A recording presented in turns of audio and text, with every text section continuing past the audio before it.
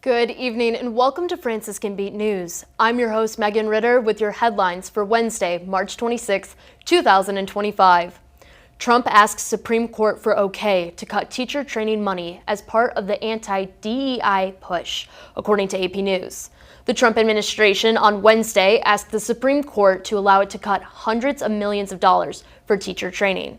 A federal judge in Boston temporarily blocked the cuts, finding they were already affecting training programs aimed at addressing a nationwide teacher shortage. An appeals court turned away a plea for the administration to allow them to resume. The government asked the high court to step in, arguing that the order is one of the several issues by federal judges across the country, wrongly forcing it to keep paying out millions in grant money. The Supreme Court called for a response to the appeal by Friday. It comes after U.S. District Judge Maying John issued a temporary restraining order sought by 8 Democratic-led states that argued the cuts were likely driven by efforts from President Donald Trump's administration to eliminate diversity, equity, and inclusion programs. The Republican president signed an executive order calling for the dismantling of the Education Department, and his administration has started overhauling much of its work, including cutting dozens of contracts it's dismissed as woke and wasteful. Water project moving ahead for Toronto, according to the Herald Star.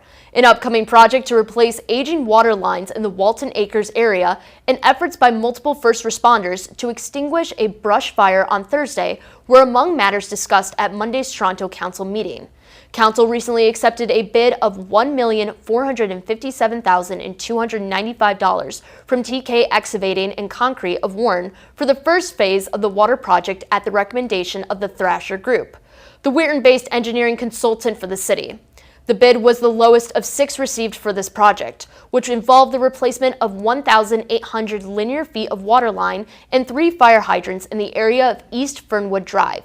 It'll be funded with a $1.2 million loan and a $150,000 grant from the Ohio Water Development Authority, secured by the mayor, and $600,000 in federal funds allocated by former U.S. Senator Sherrod Brown. Parker said work on the project is expected to begin in 15 to 30 days, pending suitable weather. Franciscan University of Steubenville's Anthem Theater will perform The Miracle Worker as its main stage student production, April 4th through the 13th.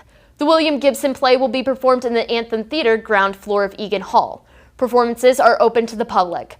Directed by theater professor John Walker, The Miracle Worker is the story of the incredible journey undertaken by Helen Keller and her teacher, Anne Sullivan, as they break through the barriers of silence and darkness by practicing the virtues of patience, love, and perseverance. The play will be staged during 2 consecutive weekends, Friday, April 4th and Saturday, April 5th at 7 p.m. and Sunday, April 6th at 2 p.m. and Friday, April 11th and Saturday, April 12th at 7 p.m. and Sunday, April 13th at 2 p.m. Tickets are $8 for adults and $5 for students and seniors. Admission is free for clergy, religious, and children under the age of 12. Franciscan University faculty and staff will receive a 50% discount for the April 4th performance. Tickets may be reserved online or purchased at the door on a first-come, first-served basis. And now for your weather, the high today is 49 degrees and the low will be 28 degrees in Steubenville, Ohio. It is mostly cloudy all day today and we expect clear skies for the night. For tomorrow, expect a high of 59 degrees and a low of 43 degrees. It'll be partly sunny and breezy during the day and partly cloudy at night. That is all we have for you today with this Franciscan Beat News Brief. I'm your host, Megan Ritter. Good night and God bless.